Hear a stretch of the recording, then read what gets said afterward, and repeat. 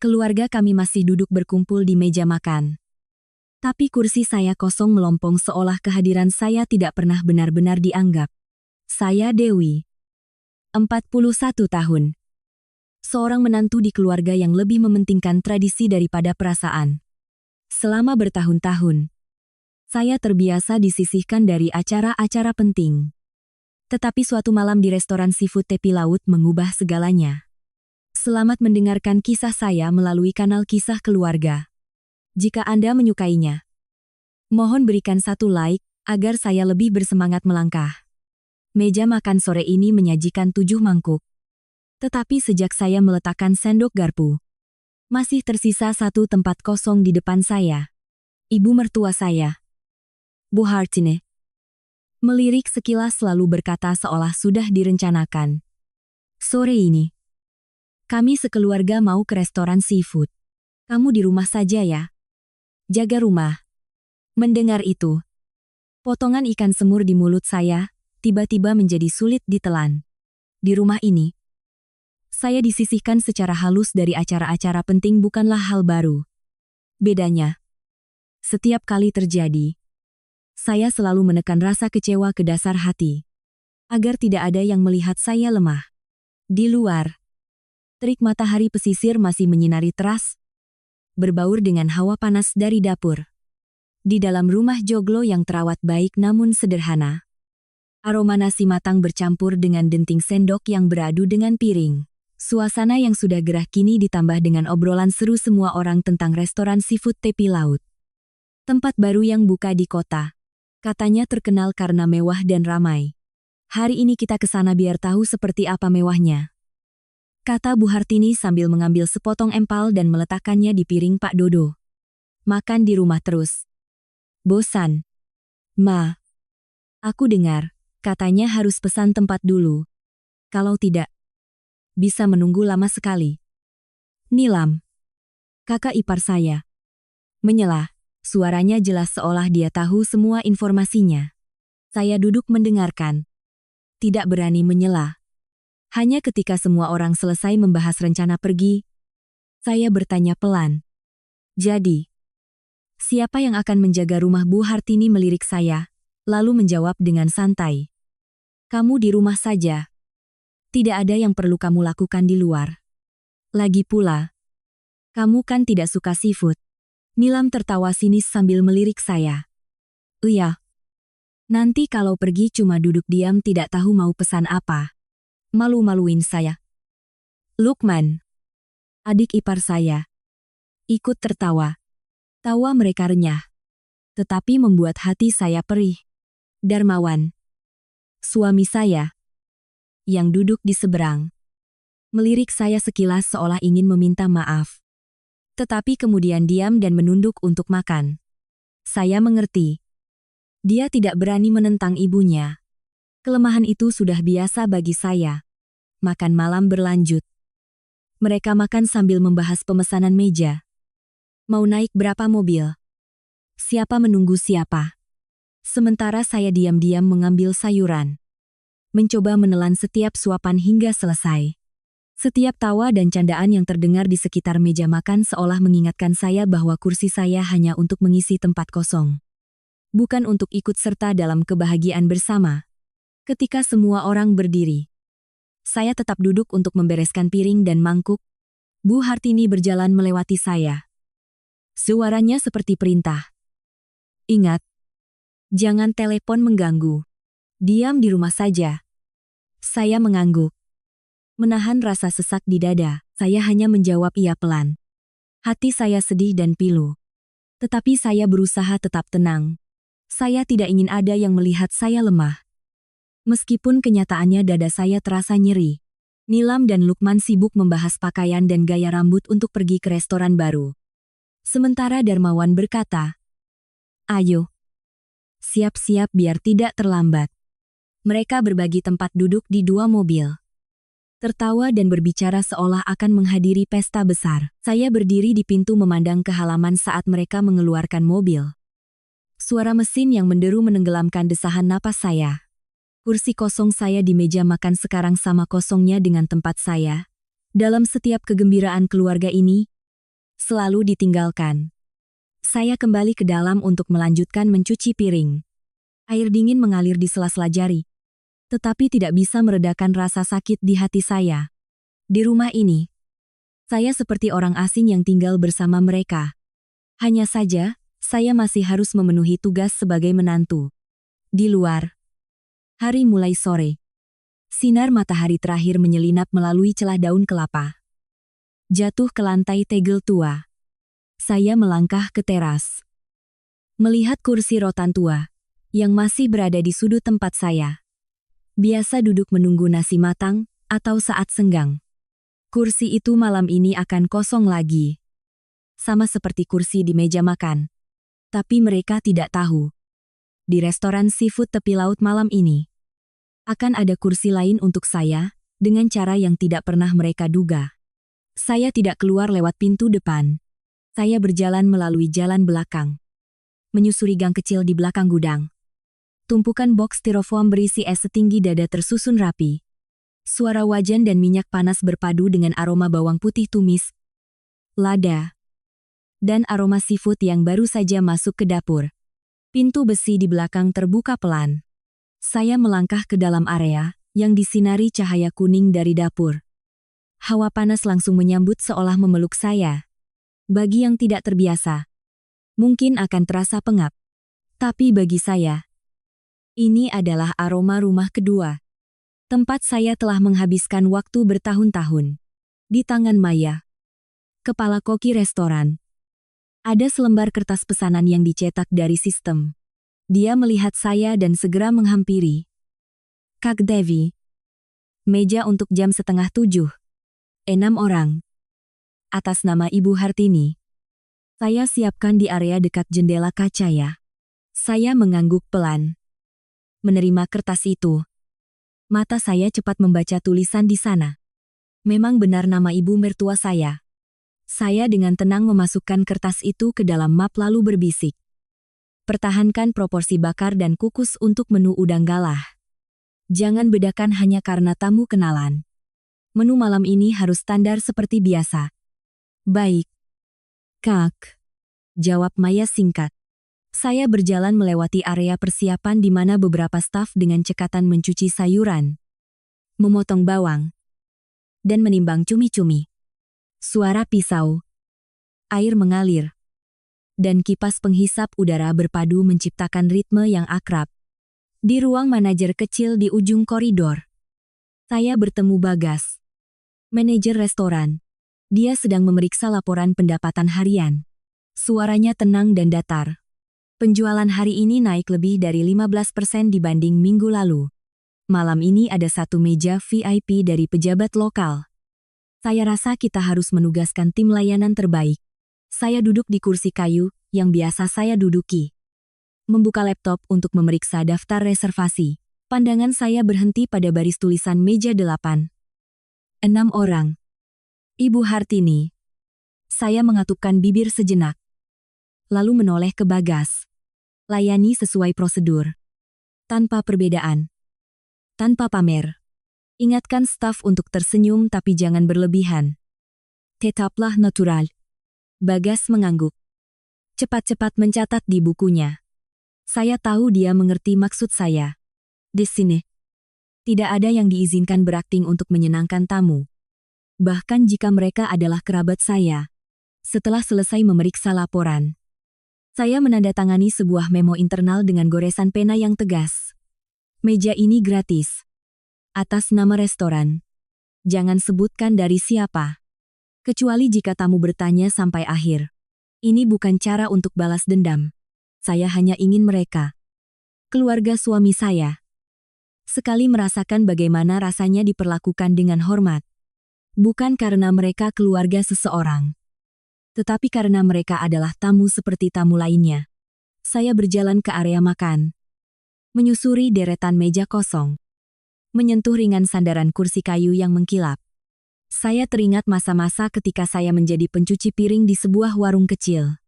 Saat itu, setiap rupiah yang saya kumpulkan seperti batu bata kecil, yang perlahan membangun impian untuk membuka restoran sendiri.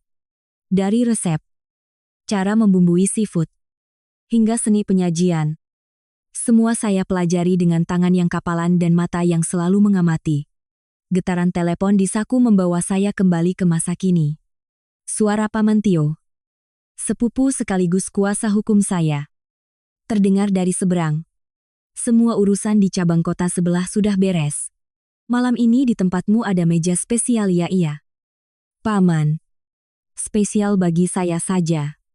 Tapi tamu tetap dilayani seperti biasa. Paman tenang saja, jawab saya sambil tersenyum ringan. Paman Tio tertawa kecil lalu mengingatkan beberapa hal tentang kontrak baru sebelum menutup telepon. Saya kembali ke ruang manajer. Melalui kamera pengawas, saya melihat staf sudah siap. Papan reservasi di dekat resepsionis dengan jelas menampilkan tulisan meja 8. 6 orang. Sudah dipesan. Saya menarik napas dalam-dalam lalu berpesan pada Bagas. Saat mereka tiba, sambut seperti tamu biasa. Jaga suasana tetap hangat. Tapi jangan terlalu memberi perhatian khusus. Baik. Kak? Bagas mengangguk. Wajahnya tanpa ekspresi penasaran. Saya mundur. Berdiri di belakang sebuah partisi di dekat konter. Dari posisi ini, saya bisa mengamati area pintu masuk tanpa terlihat. Telepon Bagas berdering. Saya mendengar dia berkata pelan. Ya. Tamu meja 8 sudah di depan. Saya menghela napas perlahan. Kedua tangan saya saling bertautan. Malam ini, di tengah keramaian restoran, akan ada sebuah pertemuan. Tetapi tidak dengan cara yang mereka bayangkan. Suara kursi yang ditarik berderit, bercampur dengan tawa kecil. Saya berdiri diam di balik partisi, memandang ke arah ruang makan melalui celah kecil, dan melihat bayangan saya terpantul samar di permukaan mengkilap sebuah teko stainless steel di meja saji. Sebuah bayangan buram yang berdiri diam di sudut tersembunyi. Cukup untuk mendengar dan melihat. Tetapi sama sekali tidak ada dalam cerita di luar sana. Meja nomor 8 ditempatkan di lokasi yang cukup bagus. Dekat jendela kaca yang menghadap ke sungai. Lampu kuning dari langit-langit menyinari. Cahayanya memantul di atas meja bundar berpenutup kain putih. Menonjolkan warna merah cerah dari lobster bakar yang baru saja disajikan. Aroma panggangan berpadu dengan wangi mentega bawang putih yang harum. Menyatu dengan suara tawa dan obrolan para tamu di seluruh ruangan. Bu Hartini duduk di kursi menghadap pintu. Posturnya tegak. Dagu sedikit terangkat. Suaranya jelas saat membacakan menu kepada pelayan muda. Beri saya 1 lobster bakar keju, cumi telur kukus jahe, gohu ikan, dan bubur seafood. Oh ya, pastikan rasanya otentik khas sini ya. Jangan kurangi bumbu, nanti rasanya hilang. Nilam, kakak ipar saya, dengan cepat mengambil ponselnya. Merekam video sekeliling, lalu memotret beberapa kali. Saya melihatnya membuka aplikasi media sosial. Mengetik keterangan kulineran di tempat baru. Hanya anak gaul yang tahu. Lalu dia tertawa kecil sambil menunjukkan layarnya kepada Lukman. Lukman, adik ipar saya yang suka bersenang-senang. Melirik layar dan tertawa terbahak-bahak. Kalau si Dewi ikut, paling cuma pesan nasi putih sama sayur rebus. Seluruh meja tertawa. Tawa renyah yang seolah tidak peduli bahwa ucapan itu menusuk hati saya. Saya mengepalkan tangan, lalu mengendurkannya. Menelan gumpalan di tenggorokan. Pandangan saya tertuju pada Pak Dodo, ayah mertua saya, yang sedang batuk perlahan. Saya memberi isyarat kepada seorang pelayan di dekatnya. Ambilkan segelas wedang serai hangat untuk meja nomor 8. Katakan itu komplimen untuk Bapak karena cuaca hari ini agak dingin. Pelayan itu mengangguk dan segera melakukannya. Darmawan, suami saya, duduk diam. Matanya sekilas melirik ke arah partisi. Saya menduga dia tahu, saya ada di dekat situ. Tetapi tetap diam seperti biasa. Keheningan itu mungkin sudah menjadi kebiasaan di keluarga ini. Pelayan melayani meja nomor 8 sesuai prosedur. Sopan, standar, tidak terlalu istimewa, dan tidak mengungkapkan apapun tentang saya. Semua hidangan disajikan secara berurutan. Dapur beroperasi dengan lancar. Saya menyempatkan diri mengirim pesan kepada Maya. Kepala koki.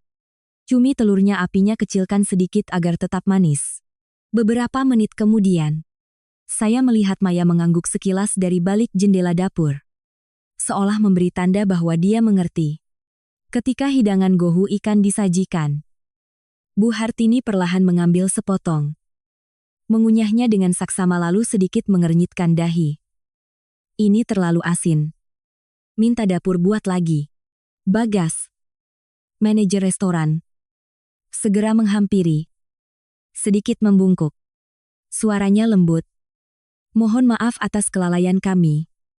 Bu, saya akan segera meminta dibuatkan hidangan baru untuk ibu.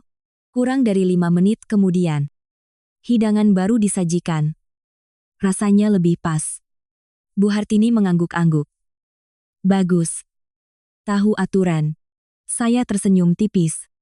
Ini adalah salah satu prinsip restoran ketika tamu memberi masukan. Jangan pernah berdebat, atau terlalu banyak menjelaskan. Carilah solusi tercepat dan paling efektif. Makan malam berlanjut dengan suara denting gelas dan pujian untuk lobster yang katanya sepadan dengan harganya. Nilam bahkan merekam beberapa video pendek lagi. Memperbesar tampilan piring seafood. Dengan musik latar restoran yang berpadu dengan obrolan mereka yang meriah. Saya berdiri diam di sudut partisi. Mengamati sambil mencatat semuanya. Tidak ada satupun staf yang melupakan prinsip pelayanan. Selalu tersenyum.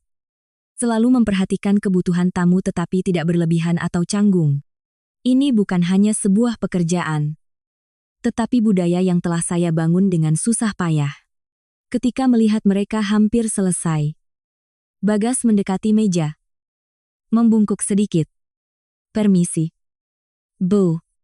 Setelah hidangan penutup ini, saya izin untuk menyiapkan tagihannya. Saya melirik jam. Jarum menit bergerak lambat.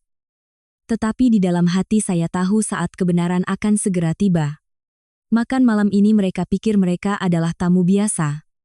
Dan saya, yang ditinggal di rumah, hanyalah bayangan samar di suatu tempat. Tetapi beberapa menit lagi, mereka akan tahu di mana mereka sedang makan. Dan siapa sebenarnya yang berada di balik semua ini. Acara makan hampir berakhir. Di atas meja, piring lobster hanya menyisakan beberapa capit merah. Bubur seafood di dalam panci tanah liat sudah hampir habis. Hanya beberapa irisan jahe kuning yang mengapung. Suasana di meja keluarga suami saya kini lebih tenang. Tidak seramai saat baru dimulai. Semua orang sedang santai menikmati hidangan penutup. Beberapa potong nanas madu, pepaya, dan buah kelengkeng yang manis. Suara ombak sungai di luar jendela kaca terdengar pelan. Angin dari permukaan air membawa sedikit kelembapan dan aroma amis yang samar. Saya berdiri di balik partisi. Mata saya terus mengawasi meja nomor 8. Bagas mendekat. Di tangannya ada sebuah map kulit berisi tagihan. Dia meletakkannya di depan Bu Hartini. Membungkuk sedikit. Permisi. Bu. Ini tagihannya. Bu Hartini mengangguk. Mengulurkan tangan untuk membuka map itu. Tetapi dalam sekejap, raut wajahnya berubah. Di dalamnya bukan selembar tagihan dengan angka-angka yang padat. Melainkan selembar kertas putih dengan satu baris tulisan rapi, "Selamat menikmati hidangan. Salam hangat dari pemilik restoran." Bu Hartini mengerutkan kening. Suaranya sedikit tajam. Ini apa? Kenapa tidak ada total biayanya? Bagas tersenyum. Tetap dengan suara tenang. Maaf, Bu. Hidangan malam ini sudah ditanggung oleh seseorang. Bu Hartini langsung bertanya. Siapa? Siapa yang mentraktir? Lukman yang duduk di sampingnya menyela. Mungkin restoran ini tahu kita tamu VIP. Jadi diberi diskon. Sementara Nilam menarik ponselnya lebih dekat. Berbisik kepada suaminya. Pasti mereka salah meja. Pak Dodo hanya batuk pelan. Matanya melayang ke arah sungai. Sedangkan Darmawan, dia melirik ke arah partisi seolah merasakan sesuatu. Bagas menjawab perlahan. Setiap kata terdengar jelas. Orang yang mengundang ingin bertemu dengan keluarga di sini. Begitu kalimat itu selesai, Saya menarik napas dalam-dalam. Partisi digeser sedikit ke samping. Saya melangkah keluar. Cahaya kuning dari lampu gantung menyinari kebaya hijau giok yang saya kenakan. Warna hijau yang lembut namun mencolok di tengah ruang restoran yang hangat. Saya mendekat. Membungkuk sedikit.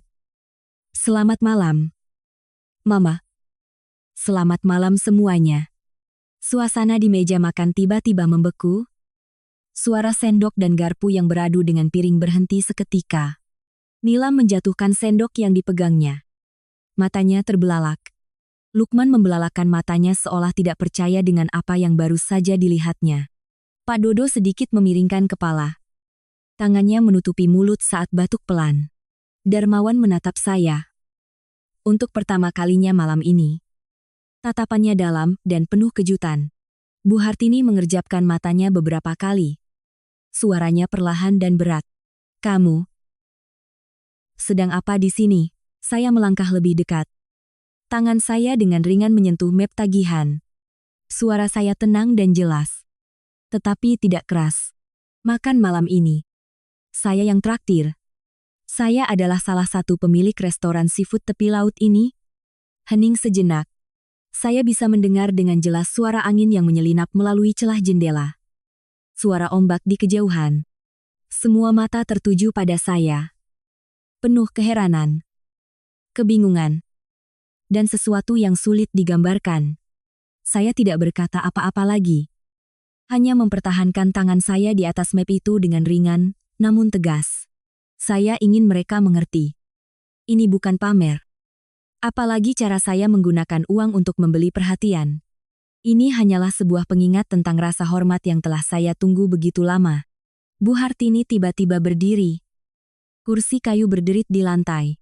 Suaranya lebih tinggi dari biasanya. Kamu bilang. Kamu siapa? Saya mengangkat kepala dan menatap lurus ke matanya. Tetap tenang. Saya adalah. Saya sengaja berhenti. Seluruh ruangan seakan terdiam sejenak. Para tamu di meja sebelah mulai penasaran dan menoleh. Suasana menjadi tegang seperti senar gitar yang siap bergetar jika disentuh. Dan saya tahu. Momen ini. Ketika semua mata tertuju pada saya. Akan menjadi awal dari konfrontasi yang tidak bisa lagi saya hindari. Bu Hartini melipat tangan di depan dada. Matanya menyipit menatap lurus ke arah saya. Lampu kuning di langit-langit menciptakan bayangan panjang di belakangnya. Suaranya setajam pisau. Kamu ini menantu atau pemilik restoran. Selama ini kamu menyembunyikannya dari keluarga. Pertanyaan itu seperti siraman air dingin di tengah ruangan. Beberapa tamu yang tersisa di sudut terdiam. Ada yang perlahan menoleh. Saya menarik napas dalam-dalam. Menjaga agar suara saya tidak bergetar. Saya tetap menantu di rumah. Ma. Hanya saja saya punya pekerjaan sendiri yang selama ini tidak pernah ada yang bertanya. Dan saya juga tidak berinisiatif untuk memberitahukannya. Bu Hartini sedikit mengangkat dagunya. Tidak ada yang bertanya.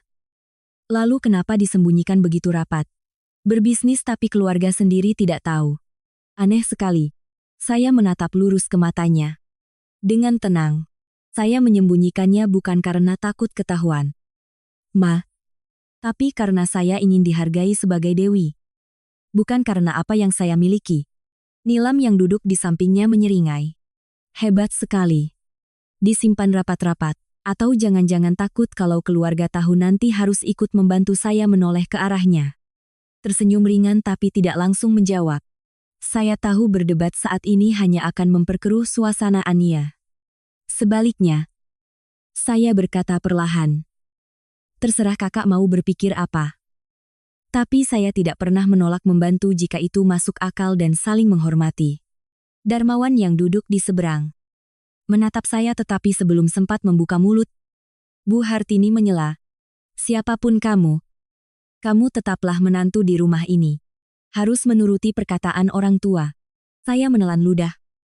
Tetap dengan suara lembut tapi jelas. Saya seorang menantu. Tapi saya juga manusia. Saya punya tanggung jawab. Tapi saya juga punya hak untuk dihormati. Suasana semakin kental. Pak Dodo batuk pelan. Sepertinya ingin mengatakan sesuatu tapi kemudian diam. Bagas berdiri agak jauh di dekat konter. Matanya mengawasi, seolah siap turun tangan jika diperlukan. Tepat pada saat itu, seorang pelayan baru bernama Tono, dengan nampan kosong di tangannya, mendekat dengan ragu-ragu. "Maaf, Bu. Apakah mejanya perlu saya bersihkan sekarang, Bu?" Hartini melirik Tono dengan tajam. "Urusan belum selesai. Pergi sana." Tono mundur dengan canggung. Matanya sekilas menatap saya seolah bertanya. Saya mengangguk pelan untuk menenangkannya. Lalu kembali menghadap ibu mertua saya. Saya tahu bagaimana menjadi seorang menantu.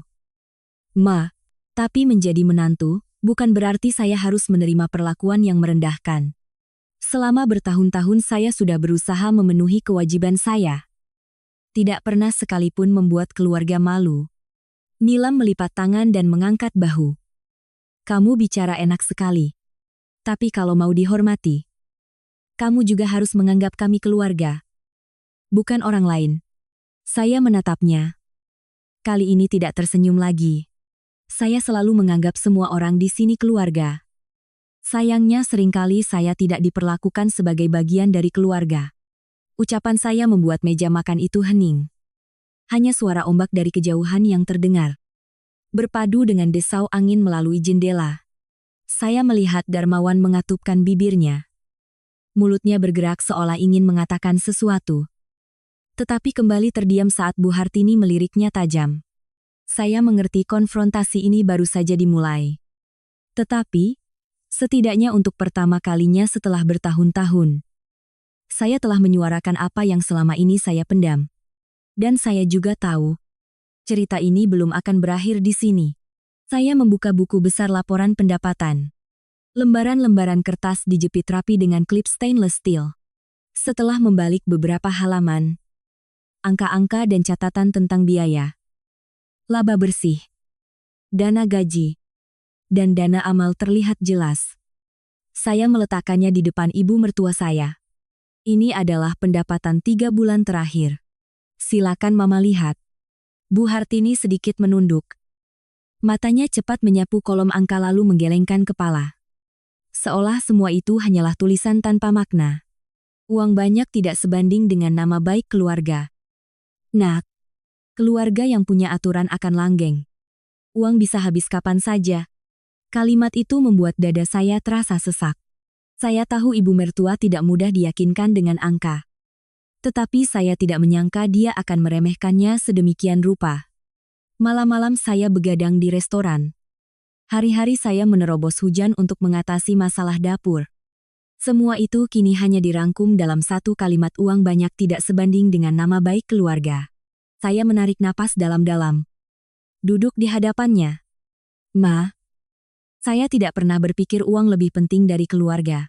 Tapi uang ini tidak hanya untuk menghidupi saya dan Darmawan, tapi juga membayar gaji hampir 40 orang. Menafkahi keluarga mereka. Saya juga rutin menyumbang untuk kegiatan desa. Membantu beberapa keluarga miskin yang Mama rekomendasikan." Bu Hartini mengatupkan bibirnya. "Mama tahu. Tapi yang Mama lihat adalah meja makan di rumah ini sering kosong tanpamu. Kamu pergi dari pagi sampai malam. Pulang saat semua orang sudah tidur. Kata orang, suami istri yang jarang makan bersama, cepat atau lambat akan retak." Darmawan berdiri di sudut ruangan. Matanya menatap lantai. Tangan di saku celana. Dia seperti terjepit di antara dua pilihan. "Ma, pekerjaan Dewi memang sibuk. Tapi..." Dia ragu-ragu. Bu Hartini menoleh. "Kamu diam," Mama tanya. "Uang itu untuk apa, jika kamu tidak pernah terlihat di rumah?" Saya menjawab perlahan. "Apakah Mama ingin saya meninggalkan semuanya hanya untuk mengejar waktu makan bersama keluarga? Meskipun saya dianggap tidak berguna, suasana di ruangan menjadi berat, begitu kental seolah bisa dipotong." Bu Hartini memalingkan wajah ke jendela. "Diam." Saya sadar pertanyaan itu terlalu blak-blakan. Tetapi jika tidak diucapkan, semua akan terus salah paham. "Maya." Kepala koki yang berdiri di luar koridor mungkin mendengar beberapa kalimat. Dia menatap saya melalui kaca pintu. mengangguk pelan seolah memberi semangat. Bu Bening, akuntan baik hati yang sudah bekerja sejak restoran pertama kali buka, duduk di meja sebelah. Pura-pura memeriksa buku tetapi matanya tertuju pada kami. Saya mencoba mengalihkan pembicaraan ke arah yang lebih ringan. Menunjuk peta di dinding tempat cabang-cabang restoran ditandai. Ini adalah hasil kerja keras saya dan teman-teman di restoran selama bertahun-tahun. Setiap cabang membuka lapangan kerja untuk puluhan orang. Saya pikir itu juga cara menjaga nama baik keluarga. Hanya saja tidak di dalam 4 dinding rumah kita. Bu Hartini tidak menjawab. Hanya menghela napas panjang. Tepat pada saat itu, terdengar ketukan di pintu. Bu Bening berdiri, masuk, dan berkata dengan suara pelan.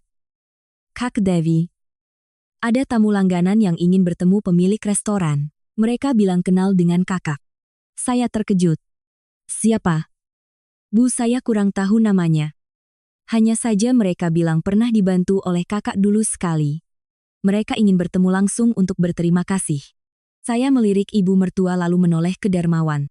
Dia sedikit mengangkat bahu seolah berkata, "Pergilah." Saya mengangguk pelan. Berdiri dan menutup buku pendapatan. Saya permisi sebentar. Ma. Bu Hartini tidak berkata apa-apa. Hanya mengikuti saya dengan pandangannya saat saya melangkah keluar dari ruang manajer. Tiba-tiba muncul perasaan aneh. Seolah sesuatu akan segera berubah. Saya melangkah keluar dari ruang manajer. Suara ombak di tepi pantai malam itu terdengar lembut. Restoran kini sudah lebih sepi. Hanya tersisa beberapa meja yang masih menikmati teh setelah makan malam. Wulan, pelayan baru yang bekerja kurang dari 2 bulan, sudah menunggu. Membungkuk memberi hormat. Kak Devi. Meja nomor 5 di dekat jendela. Saya mengangguk. Mengikuti arah yang ditunjuk Wulan. Begitu mendekat, seorang tamu berdiri dan tersenyum hangat. Senyum yang pernah saya kenal baik. Devi, kamu masih ingat? Bapak saya tertegun sejenak, lalu berseru pelan. Pak Laksana, Bapak Laksana. Kepala sekolah SMA saya. Beliau masih sama. Hanya rambutnya yang lebih banyak beruban. Posturnya tinggi kurus. Matanya teduh. Dan suaranya dalam. Masih dengan cara yang sama menatap mata lawan bicaranya. Tiba-tiba mata saya terasa panas. Sudah lama sekali. Pak, Bapak kira kamu sudah pindah jauh. Tidak menyangka bertemu di sini. Beliau tersenyum. Mengulurkan tangan untuk berjabat. Saya menarik kursi dan duduk. Wulan dengan sigap menuangkan teh panas ke cangkir untuk Pak Laksana lalu kembali ke konter. Pak Laksana memandang sekeliling restoran.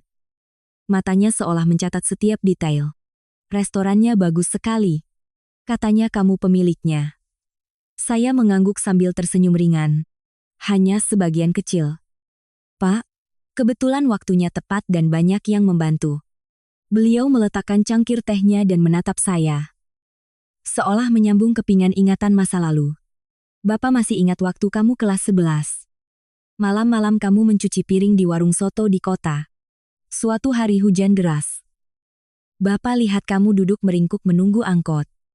Memeluk tas. Kakimu penuh lumpur. Bapak tanya, kenapa tidak istirahat saja untuk belajar? Kamu bilang ingin membeli buku LKS tapi tidak mau minta uang orang tua. Saya tertawa kecil. Tetapi air mata hampir jatuh. Waktu itu keluarga sedang sulit. Pa, orang tua banyak sekali bebannya. Saya tidak berani minta. Untung Bapak meminjamkan jas hujan dan diam-diam membayarkan uang les matematika untuk saya. Pak Laksana melambaikan tangannya. Itu hal kecil. Yang penting kamu bisa mempertahankan kegigihanmu. Tidak menyerah. Banyak murid pintar yang putus di tengah jalan. Tapi kamu selangkah demi selangkah terus maju. Saya menceritakan sedikit tentang perjalanan membuka restoran. Dari modal yang sangat terbatas. Harus meminjam. Sambil bekerja, sambil belajar memasak. Berdiri di dapur membersihkan ikan dan udang hingga bisa mempekerjakan koki handal dan mengelola tim. Saya tidak lupa menyebut Maya, Bagas, dan Bu Bening. Orang-orang yang sudah seperti saudara sendiri. Saya rasa, jika bukan karena orang-orang yang pernah percaya pada saya seperti Bapak, saya tidak akan bisa berdiri di sini hari ini, kata saya. Menatap ke arah laut yang bergelombang di bawah cahaya lampu restoran. Beliau mengangguk-angguk. Rendah hati itu bagus. Ada orang yang semakin sukses semakin lupa dari mana asalnya. Tapi kamu tidak. Mempertahankan itu yang paling berharga. Saya tidak tahu bahwa di sudut ruangan, ibu mertua saya sedang berdiri bersandar di konter. Matanya memandang ke arah kami. Mungkin beliau mendengar samar-samar percakapan kami. Raut wajahnya sedikit melembut, tetapi hanya sekejap sebelum kembali tenang. Darmawan menghampiri dari belakang. Menyapa Pak Laksana dengan sopan. Pak Laksana. Sudah lama tidak bertemu. Bapak tersenyum. Iya. Bapak dengar dari Dewi kalian sekarang bekerja sama. Jaga baik-baik ya. Saya melihat ibu mertua melirik tetapi tidak berkata apa-apa. Baru setelah Pak Laksana pergi, beliau menarik kursi di dekat konter. Pura-pura melihat kembali menu. Sebelum pulang, Pak Laksana berdiri dan menjabat tangan saya sekali lagi. Ada orang yang tidak perlu banyak bicara. Hasil karyanya yang akan berbicara untuk mereka. Teruskan jalanmu. Saya tersenyum dengan hati yang sedikit haru. Saat beliau meninggalkan restoran, saya memandangnya cukup lama. Dalam tatapan Bu Hartini saat itu, saya melihat sesuatu yang berbeda. Bukan penerimaan, tetapi juga tidak lagi sedingin sebelumnya. Dapur belakang restoran pada larut malam masih menyisakan aroma ikan goreng dan sayur asam. Berbeda dengan meja-meja terang di luar. Di sini hanya ada satu meja stainless steel panjang. Dikelilingi beberapa kursi plastik yang warnanya sudah pudar. Saya, ibu mertua, ayah mertua, suami, dan kedua ipar saya duduk mengelilinginya. Masing-masing dengan semangkuk nasi putih. Di sampingnya ada sepiring ikan bumbu Bali. Semangkuk sayur asam yang masih mengepul. Dan sepiring lalapan segar. Suasana begitu hening hingga suara sendok yang beradu dengan mangkuk terdengar jelas. Saya memegang sendok. Diam-diam mengambil sepotong ikan dan meletakkannya di piring. Mencoba menelannya. Semua orang sudah lelah hari ini. Tetapi sepertinya kelelahan itu bukan hanya karena pekerjaan. Pak Dodo, ayah mertua saya, tetap tenang. Sesekali beliau mengambil sepotong ikan dan mendorongnya perlahan ke arah saya. Makan yang banyak. Seharian kamu berdiri di depan. Saya tersenyum tipis. Iya. Pak. Terima kasih. Bu Hartini duduk di seberang. Masih dengan wajah serius. Matanya sesekali melirik saya. Tetapi cepat-cepat berpaling. Saya tidak tahu apa yang ada di pikirannya. Hanya saja sejak bertemu Pak Laksana dan mendengar kata-katanya, kalimat-kalimat pedasnya berkurang drastis. Namun, keheningannya justru membuat saya merasa lebih tertekan. Nilam, kakak ipar saya, tidak melewatkan kesempatan untuk menyindir. Suaranya penuh makna. Kaya juga cuma punya bisnis restoran. Saya meletakkan sendok dan menatapnya. Suara saya tenang, tetapi setiap kata terdengar jelas. Restoran ini juga menafkahi banyak keluarga. Saya tidak malu dengan itu. Suami Nilam, yang duduk di sebelahnya, melirik istrinya seolah memberi isyarat untuk tidak bicara lagi. Tetapi Nilam hanya mengangkat bahu dan melanjutkan makan seolah tidak mendengar. Darmawan, suami saya, berdeham mencoba mencairkan suasana. Sudah, makan yang enak. Lain kali aku traktir semua makan di restoran di kota biar suasananya baru. Di dapur begini pasti semua bosan. Tidak ada yang merespons. Hanya suara sendok dan aroma sayur asam yang harum. Saya tahu makan malam ini bukan tentang makanannya, tetapi tentang pikiran masing-masing yang berkecamuk. Saya memandang sekeliling meja. Ayah mertua masih makan dengan perlahan. Sesekali mengambilkan lauk untuk saya dan Darmawan. Suami Nilam diam seperti orang luar. Nilam masih dengan sikap sinisnya. Dan ibu mertua saya. Beliau meletakkan sendok. Mengangkat wajah. Matanya menatap lurus ke arah saya. Masalah ini belum selesai. Devi, katanya. Suaranya datar tapi tegas. Saya diam. Saya mengerti beliau ingin membicarakan tentang saya menjadi pemilik restoran tanpa memberitahu keluarga dan semua hal yang beliau anggap saya sembunyikan. Tetapi saya juga tahu ada percakapan yang perlu disimpan sampai semua orang cukup tenang. Makan malam berakhir dalam keheningan. Saya berdiri untuk membereskan piring. Hendak membawanya ke tempat cuci. Tetapi ayah mertua menahan tangan saya. Sudah. Biarkan staf yang kerjakan. Kamu istirahat saja. Saya menatapnya. Mengangguk pelan. Terima kasih. Pada saat itu, saya melihat jelas perbedaan antara ayah dan ibu mertua. Yang satu lembut. Yang satu keras. Dan saya berdiri di tengah.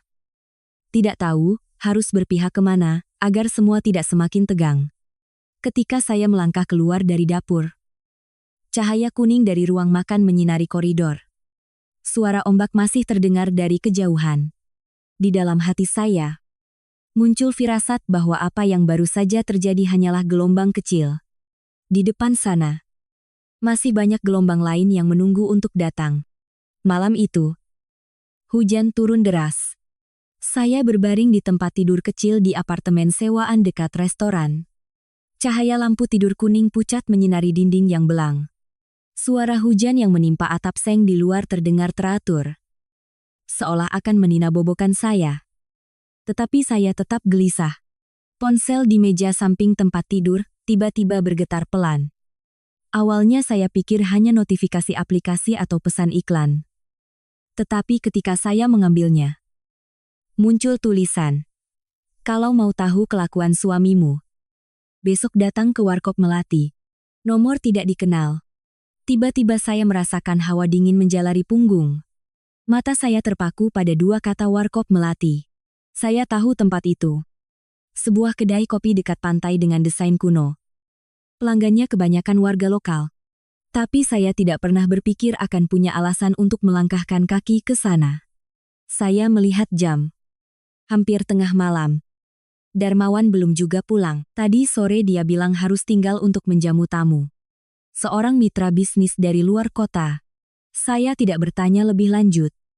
Tetapi pesan ini menanamkan ratusan pertanyaan di kepala saya.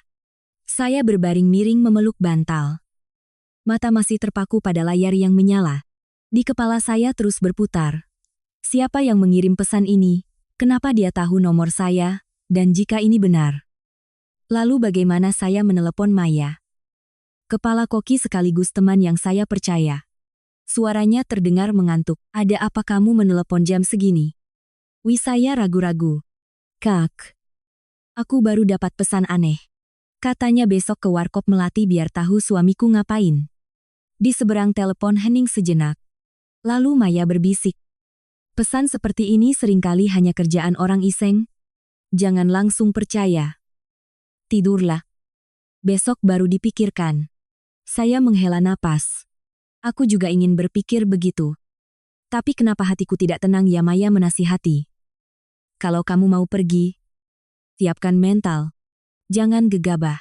Dan sebaiknya jangan bilang apa-apa dulu ke ibu mertuamu atau siapapun di rumah. Saya mengangguk. Meskipun dia tidak melihat, setelah menutup telepon, saya masih memegang ponsel. Bimbang antara mengabaikan atau mencari tahu. Hujan di luar masih turun. Butirannya mengenai kaca jendela. Tapi detak jantung saya terdengar lebih jelas. Beberapa saat kemudian, saya memutuskan mengirim pesan kepada Darmawan. Kamu di mana? Hanya beberapa menit. Dia menjawab. Aku sedang menjamu tamu. Setelah selesai akan pulang. Biasanya jawaban ini akan membuat saya tenang. Tapi kali ini saya justru merasa hampa. Menjamu tamu. Kalimat sederhana tapi menyisakan banyak ruang untuk imajinasi. Saya meletakkan ponsel. Mencoba memejamkan mata. Tetapi tepat saat itu layar kembali menyala. Pesan baru dari nomor tak dikenal. Kali ini bukan tulisan, melainkan sebuah foto buram. Saya membukanya. Mencoba menajamkan mata. Di bawah cahaya kuning sebuah kafe. Seorang pria duduk berhadapan dengan seorang wanita. Pria itu Postur duduknya, bahunya, rambutnya, semuanya sangat mirip dengan Darmawan. Saya tidak langsung menyimpulkan. Foto buram bisa saja hanya kebetulan. Tetapi kebetulan dalam situasi seperti ini membuat hati saya terasa dingin. Saya duduk, bersandar di kepala tempat tidur. Saya teringat malam sebelumnya di dapur restoran. Saat semua orang makan tanpa tawa, dan Darmawan tidak membela saya dari sindiran Nilam. Keheningan yang panjang. Dan sekarang sebuah foto buram serta pesan tengah malam. Saya membalas pesan dari nomor tak dikenal itu. Siapa kamu? Kenapa harus berbelit-belit? Tidak ada jawaban. Di luar, hujan masih turun. Suara ombak memecah di pantai. Saya memeluk bantal. Merasa kamar semakin dingin. Di dalam kepala saya. Sebagian ingin besok datang ke Warkop Melati untuk memastikan semuanya. Sebagian lagi takut. Takut jika kebenarannya terlalu pahit. Saya tidak akan cukup tenang untuk menghadapinya. Tapi kemudian saya sadar. Saya tidak bisa membiarkan pesan ini menggantung di hati. Besok, saya akan pergi. Dan apapun hasilnya, setidaknya saya tidak perlu menduga-duga dalam kegelapan. Keesokan paginya, saya bangun lebih awal dari biasanya. Hujan semalam telah reda, menyisakan jalanan yang basah dan aroma tanah lembab di udara. Saya mengenakan jaket tipis, mengikat rambut, lalu berjalan keluar. Meskipun sudah menasihati diri untuk tetap tenang, hati saya terasa berdebar kencang. Warkop Melati terletak di pertengahan sebuah tanjakan kecil yang menghadap ke laut. Fasadnya tidak besar, dicat warna kuning pudar, dengan beberapa pot bunga petunia yang sedang mekar tergantung di luar. Saya mendorong pintu. Lonceng angin berbunyi pelan. Di dalam, dindingnya dipenuhi foto-foto pemandangan gunung, sungai berkabut, dan hutan hijau. Membuat warung ini terasa tenang dan kuno. Mbak Lastri, pemilik warung, langsung mengenali saya. Usianya sekitar 40 tosan. Bertubuh berisi. Rambut diikat rapi. Wajahnya legam terbakar matahari, tetapi matanya sangat tajam. Dia tersenyum. Tetapi dalam senyumnya ada sedikit nada menyelidik. Dia keluar dari konter membawa segelas kopi hitam yang masih mengepul. Meletakkannya di depan saya. Lalu berkata singkat. Orangnya baru saja pergi 10 menit yang lalu. Saya mengepalkan tangan. Mbak lihat dengan jelas Mbak Lastri menarik kursi dan duduk di hadapan saya. Suaranya pelan. Tentu saja. Darmawan. Kan duduk di pojok sana, dia menunjuk ke arah meja dekat jendela. Dengan seorang wanita berpakaian rapi, bicaranya pelan seperti sedang membahas pekerjaan. Mendengarnya, saya merasa sedikit lega sekaligus curiga. Lega karena setidaknya bukan adegan yang terlalu mencurigakan. Tetapi curiga kenapa suamiku harus bertemu di tempat seperti ini. Mbak dengar mereka bicara apa, tanya saya. Mbak Lastri menyesap teh panasnya. Menggeleng pelan. Saya sibuk membuat minuman. Hanya dengar samar-samar mereka menyebut soal modal. Lalu bank atau apalah. Saya hendak bertanya lebih lanjut ketika suara seorang pria terdengar dari belakang. Loh, Dewi, kan? Saya menoleh dan melihat seorang pria jangkung berusia sekitar 30 daan. Mengenakan kemeja putih. Membawa laptop. Saya langsung mengenalinya. Pak Fajar. Rekan bisnis Darmawan. Kami pernah bertemu beberapa kali di acara perusahaan. Iya. Pak Fajar. Saya mengangguk. Sedikit canggung. Dia duduk di meja sebelah saya. Seolah baru teringat sesuatu. Oh. Saya juga baru bertemu Darmawan di sini tadi pagi. Dia duduk dengan seorang mitra dari Jakarta. Sepertinya membahas pinjaman modal. Untuk proyek baru. Saya berusaha tetap tenang. Proyek apa ya? Pak Fajar melihat sekeliling seolah takut ada yang mendengar. Lalu merendahkan suaranya. Saya tidak tahu persis. Hanya dengar selintas tentang sebuah resor mini di tepi pantai. Tapi, dia berhenti sejenak. Matanya menatap saya seolah menimbang-nimbang apakah harus melanjutkan. Saya menunggu. Akhirnya, dia mencondongkan tubuh ke arah saya dan berbisik. Tapi, Mbak tahu tidak, proyek ini ada hubungannya dengan Lukman. Jantung saya serasa berhenti berdetak. Lukman, adik ipar saya, yang terkenal suka foya-foya, dan sering membuat ibu mertua pusing. Kini terlibat dalam proyek keuangan besar. Saya menatap Pak Fajar dan bertanya perlahan.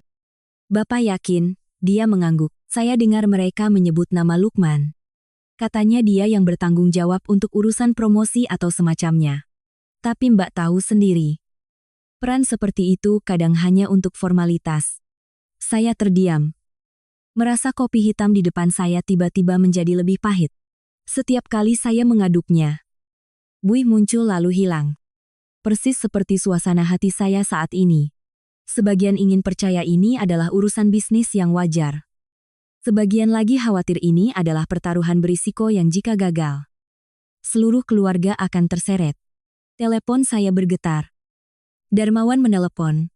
Saya memberi isyarat kepada Pak Fajar dan Mbak Lastri.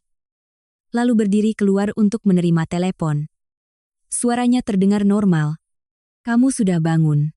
Hari ini sepertinya aku pulang telat. Ada urusan mendadak. Saya menarik napas dalam-dalam. Aku tahu tadi pagi kamu di warkop Melati. Di seberang telepon hening beberapa detik. Lalu dia tertawa ringan. Iya.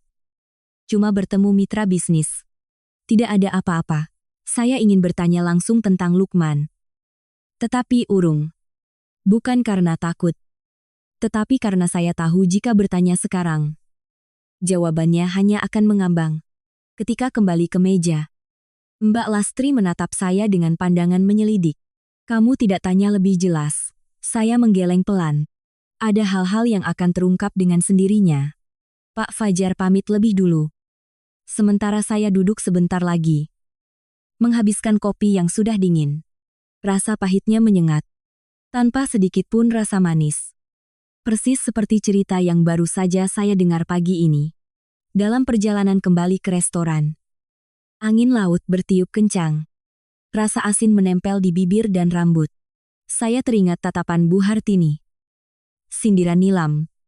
Dan sekarang, nama Lukman terkait dengan proyek keuangan yang tidak jelas.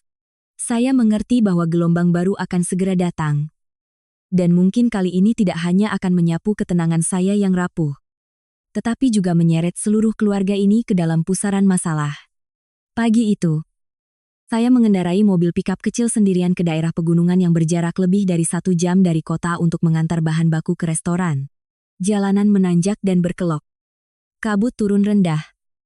Dan angin menderu melalui celah jendela, membuat tangan saya mencengkeram kemudi dengan erat. Tadinya saya ingin meminta staf untuk pergi. Tetapi saya pikir, saya juga perlu keluar, agar pikiran tidak terlalu tegang. Saat mobil berhenti di depan sebuah bank kecil untuk bertanya arah, saya tiba-tiba melihat sosok yang tidak asing keluar dari pintu kaca. Dia mengenakan kemeja biru muda dan celana panjang. Berjalan perlahan. Saya menyipitkan mata untuk melihat lebih jelas dan mengenalinya. Hadi-hadi menoleh dengan terkejut. Liu. Dewi sudah lama sekali tidak bertemu. Hadi adalah teman SMA saya. Setelah lulus dia kuliah di bidang keuangan dan sekarang menjadi petugas bank di kota ini. Kami berbincang sejenak. Saya hendak pamit ketika dia tiba-tiba merendahkan suaranya. Devi, kamu masih istri Darmawan, kan? Saya sedikit terkejut tetapi mengangguk. Iya. Kenapa? Dia melihat sekeliling seolah menimbang sesuatu lalu berbisik. Aku baru saja memproses berkas pinjaman yang penjaminnya adalah suamimu. Saya tercengang. Menjamin siapa? Hadi menjawab perlahan. Untuk Lukman. Pinjamannya besar sekali. Terkait proyek di tepi pantai. Mendengar itu, jantung saya serasa copot. Kata-kata Pak Fajar kemarin di warkop Melati langsung terngiang. Saya menelan ludah. Kamu yakin berkasnya ada tanda tangan Darmawan? Surat-suratnya lengkap. Aku baru saja bertemu langsung dengannya pagi ini untuk konfirmasi. Kata Hadi dengan jelas. Tanpa keraguan. Saya berdiri terdiam sejenak. Merasakan keringat dingin mulai keluar, meskipun cuaca sejuk. Suami saya tidak pernah mengatakan apapun tentang ini. Proyeknya aman, tidak, tanya saya. Mencoba mencari sedikit harapan. Hadi menghela napas. Aku orang bank. Aku lihat sekilas saja sudah tahu kalau proposalnya belum jelas. Rencana keuangannya kabur. Dan terlalu bergantung pada pinjaman. Risiko gagalnya sangat besar. Saya mencoba menjaga suara tetap tenang. Jadi kalau proyeknya rugi, bagaimana penjamin yang harus membayar utangnya? Katanya perlahan. Setiap kata terasa berat di hati saya. Dalam perjalanan kembali ke mobil, saya mengeluarkan ponsel. Menelepon Darmawan. Suaranya di seberang terdengar santai. Seolah tidak terjadi apa-apa. Hello. Sudah selesai antar barangnya? Saya langsung bertanya. Kamu menjamin pinjaman untuk Lukman? Kan dia terdiam beberapa detik lalu menjawab. Iya. Hanya membantu adik sedikit. Kamu jangan khawatir. Kenapa kamu tidak bilang padaku dulu? Saya mencoba menahan amarah.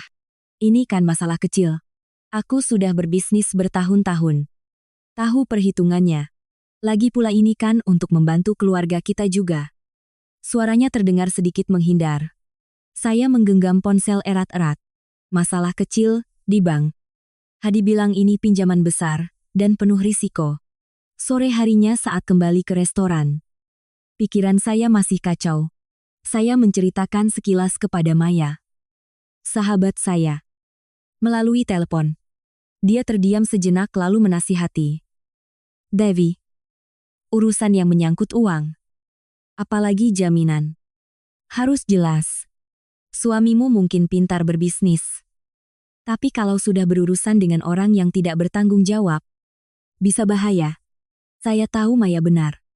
Tetapi saat ini ada keheningan tak bernama di antara saya dan Darmawan. Dia bukan menyembunyikannya karena pengkhianatan, tetapi karena berpikir saya akan menghalanginya. Justru pemikiran itulah yang membuat saya merasa disingkirkan. Menjelang sore, saat sedang memeriksa buku stok barang, ponsel saya bergetar. Nomor tak dikenal. Saya membuka pesan singkat itu. Kalau mau selamatkan keluargamu, temui aku di terminal lama sore ini. Saya menatap layar lekat-lekat. Tidak ada nama. Tidak ada identitas. Hanya deretan nomor asing. Saya tidak tahu siapa dan apa tujuannya. Tetapi firasat saya mengatakan pesan ini berhubungan langsung dengan pinjaman itu dan nama Lukman. Di luar, awan hitam mulai berkumpul. Angin laut bertiup lebih kencang. Saya duduk terdiam cukup lama. Lalu menarik napas dalam-dalam. Jika sudah terseret, saya harus tahu segalanya. Entah di depan sana ada cahaya atau kegelapan, terminal bus kota di dataran tinggi sore itu diselimuti warna kelabu dari kabut dan asap. Beberapa bus berjejer keluar masuk. Suara mesin menderu. Bau oli bercampur dengan aroma arang dari penjual jagung bakar di pinggir jalan. Saya turun dari taksi, memegang erat tas. Mata saya berkeliling mencari orang yang saya temui. Pesan misterius kemarin masih terngiang. Kalau mau selamatkan keluargamu, temui aku di terminal lama sore ini. Saya sempat ragu. Tetapi kemudian berpikir jika saya mengabaikannya, saya mungkin akan kehilangan kesempatan untuk mengetahui kebenaran. Sebuah bus tua baru saja berangkat, meninggalkan kepulan asap dan kabut. Ketika asap itu menipis, saya melihat seorang pria bersandar di tiang listrik. Dia mengenakan topi yang ditarik rendah hingga menutupi separuh wajahnya. Melihat saya, dia mengangguk pelan, lalu memberi isyarat untuk mendekat. Mbak Dewi, suaranya serak. Mungkin karena terlalu banyak merokok. Iya. Anda siapa? Saya Tono. Dulu pernah berbisnis dengan Lukman. Dia berhenti sejenak, seolah mengamati reaksi saya. Saya menggenggam erat tali tas. Rasa waspada meningkat. Kenapa Anda mencari saya? Dia melirik sekitar lalu menunjuk sebuah bangku kayu di dekat warung jagung bakar. Kami duduk. Penjual jagung. Seorang wanita, paruh baya dengan rambut disanggul. Cekatan membolak-balik jagung bakar.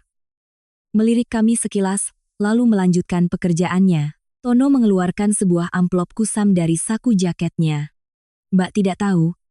Dulu saya meminjamkan uang dalam jumlah besar kepada Lukman untuk investasi tanah. Dia berjanji akan bagi hasil. Tapi akhirnya rugi total. Saya diam mendengarkannya. Suaranya berat dan lambat seperti orang yang sudah terlalu lama menelan kepahitan. Sekarang dia membuat proyek tepi pantai itu.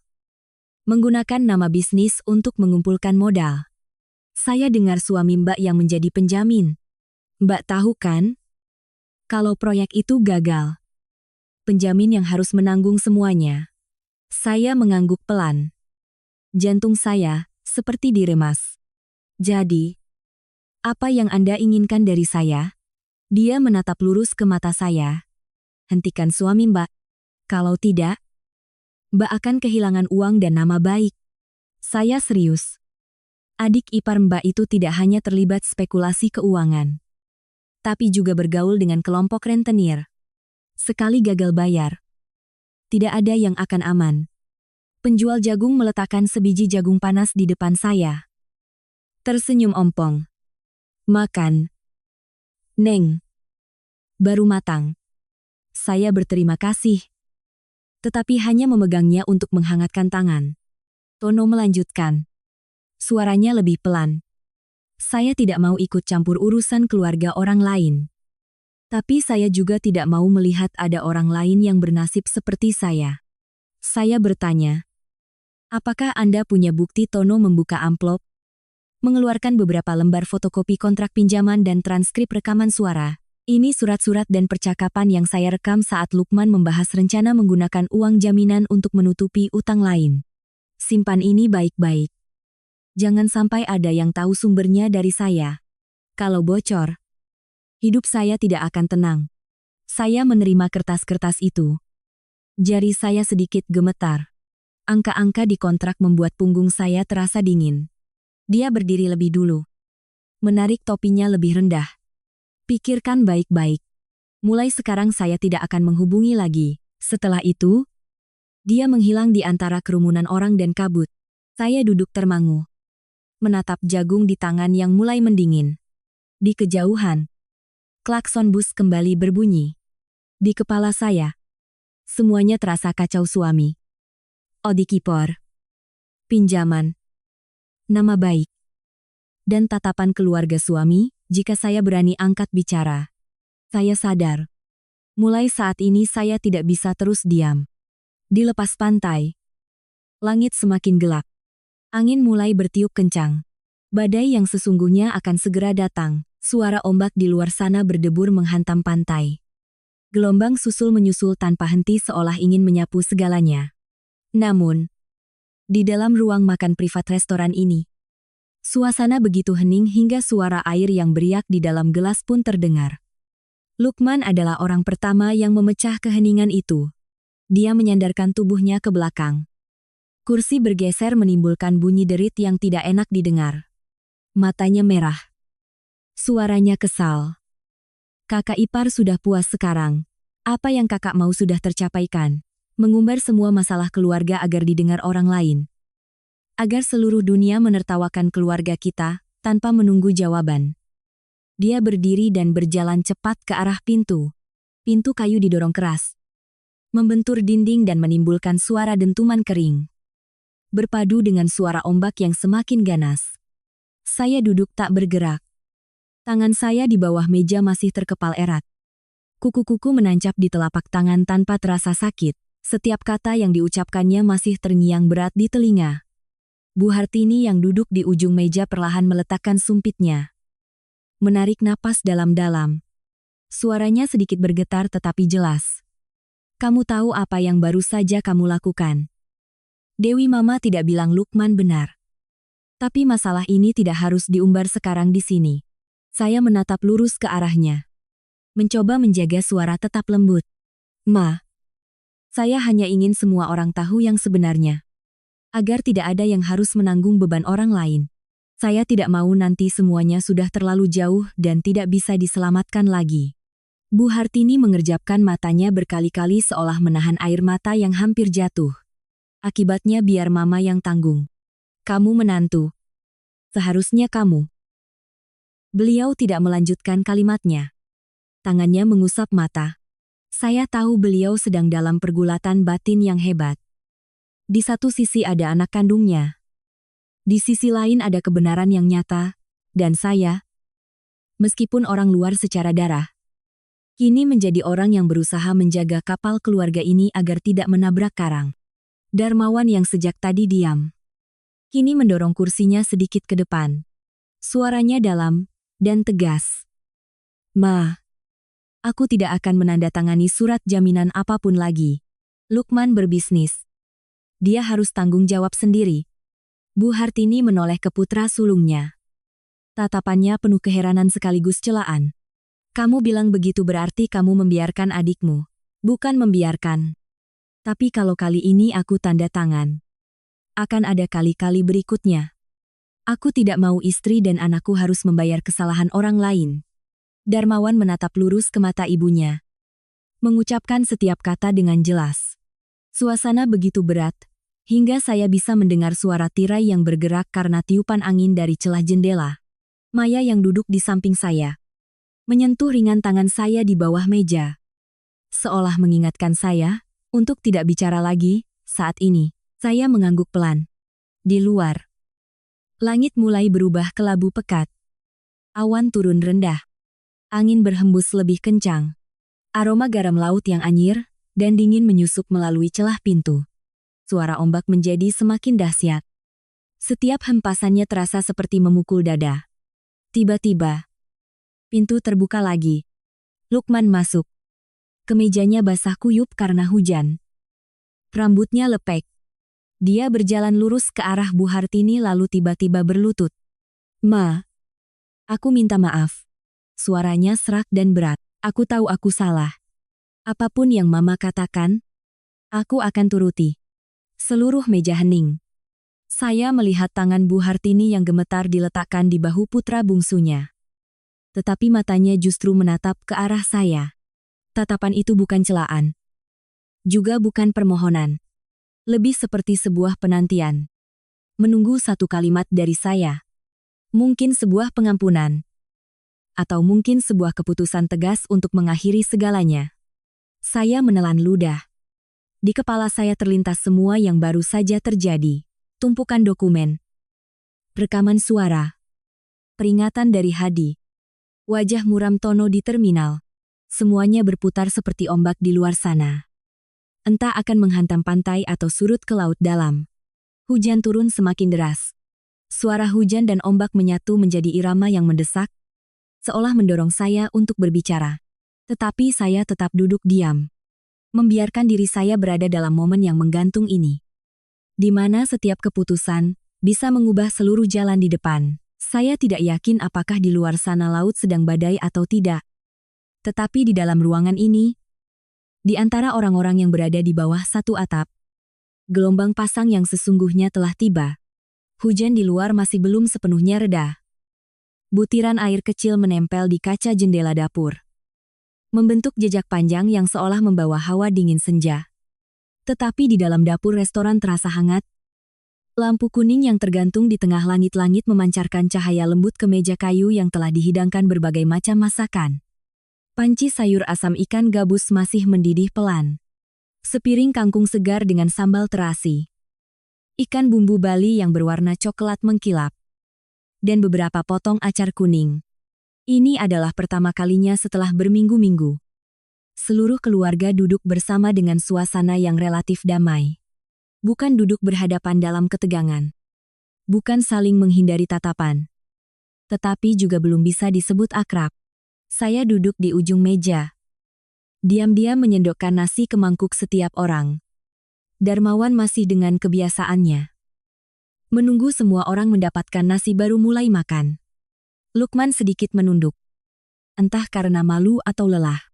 Rine, istri Lukman, duduk di samping suaminya. Sesekali melirik saya lalu cepat-cepat berpaling. Bu Hartini duduk di tengah meja seperti biasa. Kali ini, beliau tidak memasang wajah serius dan dingin seperti hari-hari sebelumnya. Tangannya yang memegang sumpit sedikit gemetar. Tetapi suaranya lebih lembut saat beliau mengambil sepotong ikan gabus dan meletakkannya di mangkuk saya. Makanlah. Nah, biar hangat. Saya tertegun. Bukan karena ikannya, tetapi karena kata nak yang diucapkannya dengan begitu alami. Bukan kamu atau panggilan formal lainnya seperti saat beliau berusaha menjaga jarak. Saya mengangkat kepala dan bertemu dengan tatapannya yang tidak lagi tajam. Hanya ada sedikit rasa canggung. Iya? Ma. Terima kasih. Jawab saya pelan. Lalu saya mengambil sejumput kangkung dan meletakkannya dengan lembut di mangkuknya. Gestur itu kecil. Tetapi saya merasa seluruh meja makan menjadi lebih hangat. Lukman meletakkan sendoknya dan berdeham. Soal utang. Aku akan urus sendiri. Tidak akan merepotkan Mas dan kakak lagi. Aku juga sadar telah berbuat salah membuat semua orang khawatir. Ucapan Lukman membuat Rini menghela napas lega. Seolah beban berat terangkat dari pundaknya. Darmawan hanya mengangguk tanpa banyak bicara. Tetapi saya melihat tatapannya melembut. Bu Hartini tidak langsung bereaksi. Beliau menunduk menyendok nasi, lalu tiba-tiba mulai bercerita tentang masa mudanya. Dulu Mama baru berumur 20-an. Ayah kalian meninggal lebih dulu. Mama memikul sayuran ke pasar sejak subuh. Setiap hari hujan dan angin, kadang tangan kedinginan. Sayuran basah. Badan juga basah kuyup. Tapi Mama pikir, asalkan bisa membuat kalian berdua kenyang dan hangat. Itu sudah cukup. Suaranya datar. Seperti sedang bercerita sekaligus menasihati diri sendiri. Dari cerita itu, saya menyadari sebagian alasan di balik sikap kerasnya. Ketakutan anak-anaknya akan menderita kekurangan. Tiba-tiba, beliau menoleh ke arah saya. Suaranya melambat. Mama mengerti. Menjadi menantu baru di rumah mertua itu tidak mudah. Nak. Saya terdiam. Ini adalah pertama kalinya beliau, tidak hanya memanggil saya nak tetapi juga mengucapkan kalimat itu. Bukan permintaan maaf, tetapi sebuah pengakuan. Saya merasakan sesuatu yang hangat di dada. Tetapi tidak ingin membuat suasana menjadi terlalu sentimental. Jadi saya hanya tersenyum dan mengangguk pelan. Saya menuangkan lebih banyak kuah sayur asam ke mangkuknya sebagai ucapan terima kasih tanpa kata. Maya yang duduk di ujung meja sesekali menatap saya dan mengangguk pelan. Anggukan itu seolah berkata, "Sudah beres. Jangan khawatir lagi." Kami melanjutkan makan. Obrolan-obrolan ringan mulai muncul seolah seseorang telah dengan cerdik mengusir kecanggungan. Rini bercerita tentang warung kopi dekat rumahnya yang mati listrik. Darmawan bertanya pada Lukman, apakah sepeda motor tuanya sudah selesai diperbaiki? Bu Hartini sesekali menimpali dengan candaan ringan. Tidak ada yang ingin beranjak. Meskipun makanan sudah hampir habis. Mangkuk sayur asam hanya menyisakan beberapa potong nanas. Tetapi semua masih duduk. Seolah-olah jika pergi, kehangatan yang baru saja ditemukan akan lenyap. Saya memandang sekeliling meja. Wajah-wajah ini. Orang-orang yang pernah membuat saya merasa tersesat di dalam keluarga sendiri. Sekarang, bukan berarti semuanya telah berubah. Tetapi setidaknya ada sebuah permulaan. Dan terkadang, satu kali makan malam yang damai, lebih berharga dari semua janji. Hujan di luar masih turun. Tetapi bagi saya itu bukan lagi suara yang dingin. Setelah makan siang, hujan reda sepenuhnya. Sinar matahari keemasan menyebar di halaman restoran. Memantul di genangan air kecil yang tersisa. Berkilauan seperti taburan bubuk permata. Di kejauhan, laut biru terlihat lebih jelas di bawah matahari. Ombak putih berkejaran. Berdesir seperti bisikan yang akrab. Saya berdiri di teras. Memegang cangkir teh panas. Memandang keluar. Udara setelah hujan terasa berbeda. Sejuk. Dengan aroma garam laut bercampur bau kayu lembab dari perabotan luar. Darmawan sedang berbincang dengan Lukman dan Rini di dekat pohon pinang di depan gerbang. Bu Hartini duduk di kursi bambu. Mengipas-ngipas. Sesekali memandang ke laut seolah memikirkan sesuatu yang jauh. Maya sibuk membereskan sisa makanan di meja tadi. Sebuah pikiran tiba-tiba muncul di benak saya. Sudah berapa lama keluarga ini tidak memiliki foto bersama? bahkan sejak saya menjadi menantu. Foto yang menampilkan semua orang hampir tidak ada. Kalaupun ada, itu hanya foto di acara-acara besar yang ramai. Semua berdiri sendiri-sendiri. Jarang ada yang tersenyum tulus. Saya mendekat dan berkata pelan, "Ma, bagaimana kalau kita mengambil foto keluarga untuk kenang-kenangan hari ini?" Bu Hartini sedikit terkejut. Matanya tampak heran. Lukman dan Rini saling berpandangan. Sementara Darmawan tersenyum dan mengangguk. "Ide bagus. Sudah lama keluarga kita tidak punya foto yang bagus. Aku setuju." Rini tersenyum ringan. Bu Hartini terdiam beberapa detik lalu mengangguk pelan. "Ya sudah. Kalau mau foto." "Ya foto." Saya meminta seorang staf untuk memanggil fotografer muda di dekat sini, yang pernah memotret beberapa menu baru untuk restoran. Tak lama kemudian, dia muncul. Tas kamera tersampir di bahunya. Wajahnya legam terbakar matahari dengan senyum ramah. "Ibu mau foto di mana?" tanyanya. Saya menunjuk ke halaman depan restoran, di mana laut terlihat di kejauhan. "Di sini saja, Mas. Ada pemandangan laut dan pohon pinang. Alami dan bagus." Semua orang berdiri. Canggung mengatur posisi. Awalnya semua agak malu. Terutama Rini dan Lukman yang mungkin masih sedikit canggung setelah semua yang terjadi. Saya mendekat. Dengan lembut mengatur posisi masing-masing. Mama di tengah. Di sampingnya Mas Darmawan dan Lukman. Rini di samping Lukman. Dan Maya di sampingku. Aku di sebelah sini. Keluarga itu perlahan menemukan formasinya saat saya baru saja melangkah ke posisi saya. Tiba-tiba saya merasakan tangan seseorang menyentuh saya. Saya menunduk dan melihat tangan Bu Hartini dengan lembut menggenggam tangan saya. Genggamannya tidak kuat, tetapi hangat. Beliau tidak menatap saya, hanya memandang ke arah kamera. Tetapi saya tahu gestur itu bukan kebetulan. Fotografer mengangkat kameranya. Suaranya ceria. "Semuanya siap ya? Lihat ke sini dan senyum." Pada saat itu, saya merasa benar-benar rileks, tidak lagi memikirkan saat-saat saya disingkirkan.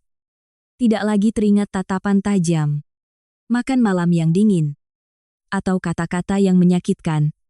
Yang ada hanyalah suara ombak di kejauhan, angin laut yang sejuk, dan tangan ibu mertua yang menggenggam tangan saya. 1, 2, 3. Suara jepretan kamera terdengar, menyatu dengan desau angin. Fotografer menurunkan kameranya. Tetapi saya tetap diam di tempat, masih tersenyum. Saya melihat yang lain juga begitu. Anehnya, tidak ada yang buru-buru bubar seperti biasanya. "Satu kali lagi ya, Bu," fotografer menawarkan. "Yang ini senyumnya sudah bagus sekali. Tapi kita ambil beberapa lagi untuk pilihan." Dan kami pun berdiri lebih dekat, lebih alami. Kali ini Lukman merangkul Rini. Maya mencondongkan tubuh ke arah Bu Hartini. Dan Darmawan meletakkan tangannya dengan ringan di bahu saya. Setelah beberapa jepretan, fotografer menunjukkan hasilnya. Di layar kecil, terlihat bingkai foto dengan matahari keemasan setelah hujan, pohon pinang yang meliuk, dan laut biru di kejauhan. Kami semua tersenyum. Bukan senyum terpaksa. Saya baru sadar sudah lama sekali saya tidak tersenyum tulus saat berada di tengah mereka. Bu Hartini melihat foto itu dan berkata pelan, "Fotonya bagus. Kelihatannya seperti keluarga sungguhan." Saya menoleh padanya dan menjawab dengan suara selembut angin, "Ma, kita memang sudah satu keluarga. Hanya saja kadang kita lupa." Beliau tidak menjawab. Tetapi tangannya kembali mencari tangan saya dan menggenggamnya lebih erat dari sebelumnya. Kami duduk kembali di kursi bambu di teras. Minum teh lagi. Angin dari laut membawa aroma asin. Suara ombak berirama teratur. Maya menceritakan beberapa kisah lucu di restoran. Lukman dan Rini membahas rencana untuk membuka kembali toko kecil mereka. Darmawan hanya mendengarkan. Sesekali memberi komentar. Saya teringat semua yang telah berlalu. Makan malam di mana saya hanya duduk diam. Tatapan tidak ramah. Saat-saat hati saya sedih karena diremehkan. Dan momen ketika saya berada di antara dua pilihan memaafkan atau memutuskan hubungan. Kini saya mengerti. Memaafkan bukan berarti melupakan atau menganggap tidak pernah terjadi. Memaafkan adalah untuk membuat diri sendiri lebih ringan. Agar luka tidak lagi berdarah setiap kali disentuh. Saya tidak yakin segalanya akan selamanya damai. Tetapi setidaknya kami telah memulai sesuatu yang baru. Sebelum pulang, saya meminta fotografer untuk mengirimkan satu cetakan foto itu. Saya ingin meletakkannya di tempat yang mudah terlihat di rumah. Sebagai pengingat bahwa terkadang keluarga tidak sempurna, tetapi tetap layak untuk dipertahankan. Matahari senja turun. Laut di kejauhan berkilauan keperakan. Saya berjalan perlahan ke arah gerbang. Mendengar suara mereka saling memanggil di belakang. Dan di dalam hati saya merasa benar-benar telah kembali. Mungkin setiap menantu pernah mengalami luka. Begitu juga saya. Pernah saya berpikir harus memberontak. Harus angkat bicara untuk membuktikan diri. Tetapi setelah melalui berbagai badai, saya mengerti bahwa kekuatan seorang wanita bukan terletak pada seberapa keras suaranya. Tetapi pada kemampuannya untuk tahu kapan harus diam. Kapan harus bicara, dan ketika bertindak. Membuat orang lain menoleh dan menghargai. Memaafkan bukan karena orang lain pantas dimaafkan, tetapi karena hati kita perlu kedamaian. Menyimpan dendam hanya akan memberatkan hati. Sedangkan saat kita membuka hati, kita baru akan menerima perubahan dari orang lain. Terkadang, kelapangan dada adalah cara terkuat untuk melindungi diri sendiri. Jika Anda berada di posisi saya, akankah Anda memilih untuk memaafkan atau pergi? Apakah Anda setuju bahwa terkadang kelapangan dada adalah kekuatan terbesar seorang wanita? Pernahkah Anda mengalami perasaan diremehkan oleh keluarga seperti saya bagikan perasaan Anda? Jika cerita hari ini membuat Anda menemukan diri Anda atau memberi Anda motivasi untuk hidup lebih positif, silakan tinggalkan komentar dengan angka 1 dan jangan lupa untuk berlangganan kanal ini untuk menemani saya dalam kisah-kisah kehidupan sehari-hari yang penuh makna berikutnya.